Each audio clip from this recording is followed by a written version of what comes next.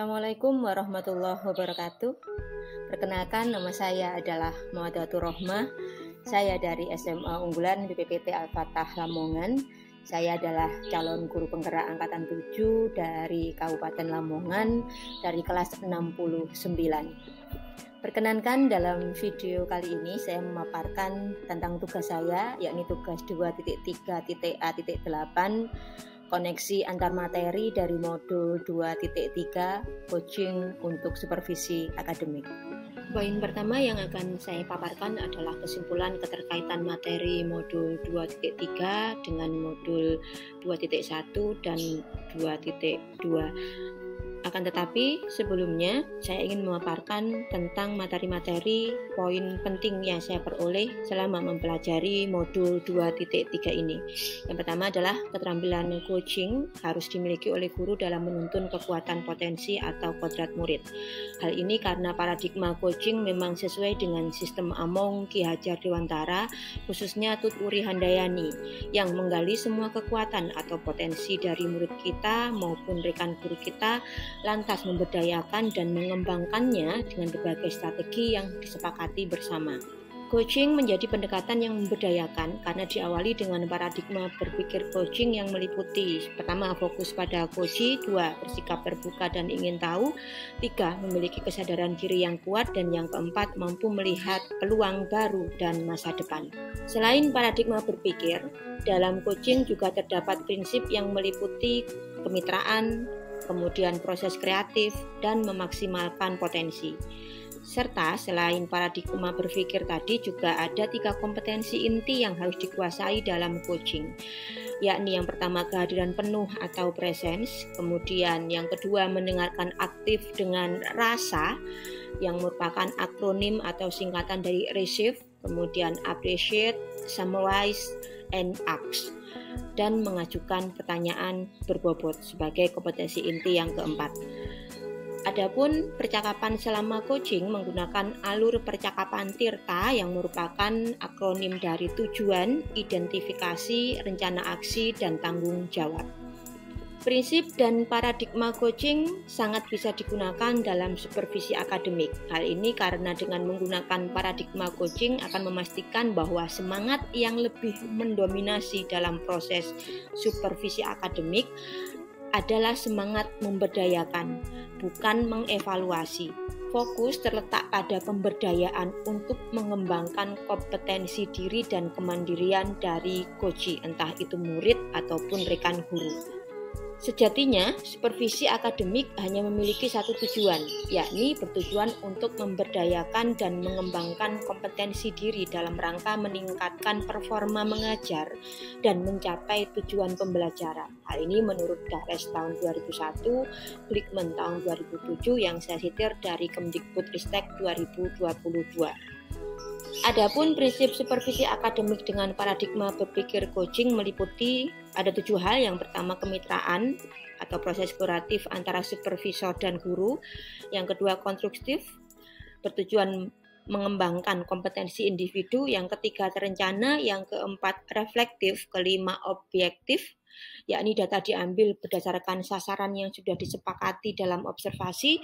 Yang keenam adalah berkesinambungan, dan yang ketujuh komprehensif atau mencakup tujuan dari proses supervisi akademik.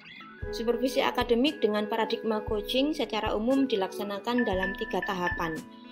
Yang pertama adalah tahap perencanaan, di mana dalam tahap ini supervisor merumuskan tujuan dengan melihat kebutuhan pengembangan guru, kemudian memilih pendekatan, teknik, dan model, menetapkan jadwal, dan mempersiapkan ragam instrumen yang diperlukan dalam supervisi.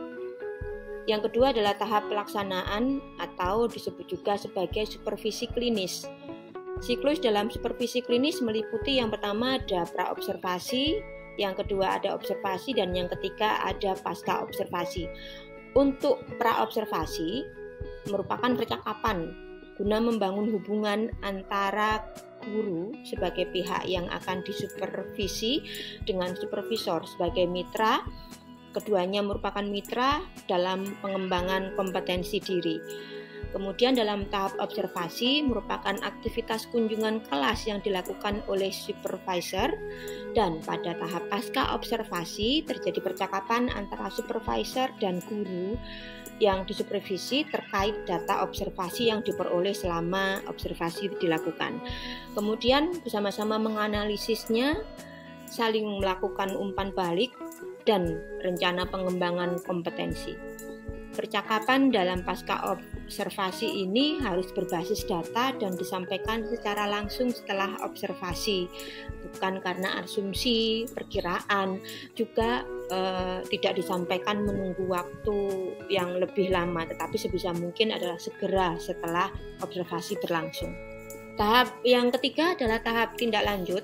Di tahap ini, supervisor menggunakan hasil dari supervisi klinis, data-data tadi, sebagai pijakan untuk membuat proses tindak lanjut yang meliputi ada 3. Yang pertama adalah refleksi, yang kedua perencanaan pengembangan diri, dan yang ketiga pengembangan proses pembelajaran yang nantinya akan dilakukan oleh guru yang disupervisi itu seperti apa. Dan sekali lagi, kesemuanya itu adalah hasil dari kesepakatan dan bersumber dari kemandirian guru yang disupervisi. Nah, supervisor dengan paradigma berpikir coaching akan menjadi mitra pengembangan diri bagi rekan guru demi mencapai tujuan pembelajaran yang berpihak pada murid. Beberapa poin penting yang saya tangkap dalam coaching ini, yang pertama adalah konsep coaching dengan murid. Ketika kita melakukan coaching dengan murid, maka intinya adalah guru mengajak anak mencari solusi dari permasalahannya sendiri dengan banyak menanyakan pertanyaan. Kemudian pertanyaan-pertanyaan itu intinya bisa membuat murid berpikir mengenai penyelesaian permasalahannya. Adapun konsep coaching ini sudah pernah saya terapkan ketika murid saya mengalami masalah terkait dengan dia terlambat hadir di kelas. Nah, dalam percakapan dengan paradigma coaching ini, saya juga menerapkan segitiga restitusi, sekaligus mengajarkan tentang KSE, utamanya manajemen diri dan pengambilan keputusan yang bertanggung jawab. Kedepannya, saya berharap bisa menerapkan percakapan coaching dengan murid bukan hanya untuk pemecahan masalah, namun juga untuk perencanaan, refleksi, atau juga kalibrasi. Poin penting selanjutnya adalah tentang cognitive coaching. Itu berdampak bagi setiap guru untuk mendukung mereka dalam menemukan potensi dirinya dalam merancang strategi pembelajaran atau strategi mengajar ya, kemudian dalam melaksanakan evaluasi pengajaran, dan menemukan inovasi praktik pengajaran yang memerdekakan murid dan berpihak pada murid. Keterkaitan modul 2.3 dengan modul 2.1, yakni pembelajaran berdiferensiasi, adalah kata kunci keterkaitan antara coaching dengan pembelajaran berdiferensiasi, yaitu keduanya berorientasi pada kekuatan atau potensi murid. Ini yang saya tangkap. Coaching dilakukan bertujuan untuk menggali dan memberdayakan potensi murid, sama halnya dengan pembelajaran berdiferensiasi yang juga bertujuan untuk memaksimalkan potensi murid melalui proses identifikasi kebutuhan belajar murid yang tepat yang dilakukan oleh guru.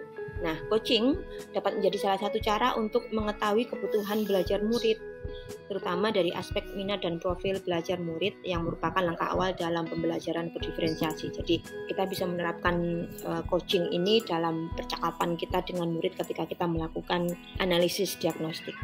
Coaching dilakukan bertujuan untuk menggali dan memberdayakan potensi murid, sama halnya dengan pembelajaran berdiferensiasi yang juga bertujuan untuk memaksimalkan potensi murid melalui proses identifikasi kebutuhan belajar murid yang tepat.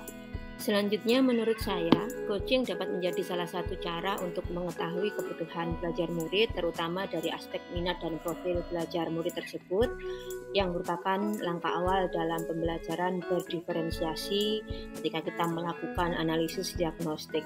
Dalam pembelajaran sosial dan emosional, seperti yang kita ketahui, ada 5 kompetensi sosial dan emosional baik pada guru maupun pada murid. Yang pertama ada kesadaran diri, kemudian manajemen diri, kesadaran sosial, keterampilan berelasi, dan yang kelima pengambilan keputusan yang bertanggung jawab.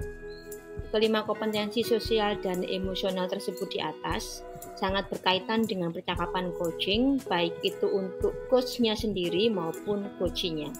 Seorang coach dalam melakukan coaching harus hadir penuh atau presence yang sama maknanya atau setara dengan mindfulness atau kesadaran penuh.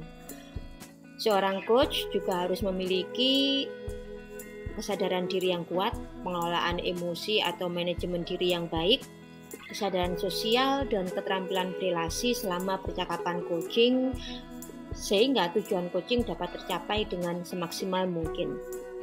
Dalam perannya sebagai coach, murid juga akan berkembang kompetensi sosial dan emosionalnya selama proses coaching. Hal ini dapat diperoleh dari tahapan coaching dengan mengikuti alur Tirta, yaitu yang pertama menetapkan tujuan. Pada tahap ini, murid akan dapat mengembangkan KSE pengelolaan diri. Pada alur yang kedua, identifikasi, di mana seorang coach melakukan penggalian dan pemetaan situasi yang sedang dibicarakan, serta menghubungkan dengan fakta-fakta yang ada pada saat sesi, maka tahap ini murid dapat mengembangkan KSE kesadaran diri. Alur ketiga, rencana aksi, yaitu pengembangan ide atau alternatif solusi untuk rencana yang akan dibuat, dan alur yang terakhir, keempat, tanggung jawab, yaitu membuat komitmen atas hasil yang dicapai dan untuk langkah selanjutnya. Pada tahap ketiga dan keempat ini, murid dapat mengembangkan KSE pengambilan keputusan yang bertanggung jawab. Adapun beberapa perasaan yang saya alami, yang saya rasakan, antara lain selama mempelajari modul 2.3 ini, saya seperti menemukan mata rantai yang hilang dari proses supervisi akademik yang selama ini sudah saya alami, baik sebagai guru yang disupervisi maupun yang saya lakukan ketika saya sebagai supervisor dan ditunjuk oleh kepala sekolah menjadi tim supervisi. Satu sisi, saya seperti ingin menepuk dahi saya sendiri. Kenapa? Bahwasanya karena ternyata setelah mempelajari modul 2.3 ini, saya mengetahui bahwasanya ternyata sebagai supervisor selama ini saya masih sangat jauh dari ideal dalam konteks paradigma coaching. Selanjutnya, sebagai guru yang disupervisi, saya juga merasa bahwa tidak seharusnya supervisi akademik menjadi momok yang tidak disukai oleh guru karena takut terlihat kekurangannya di mata supervisor. Seperti yang kita ketahui kan selama ini, kalau supervisi akademik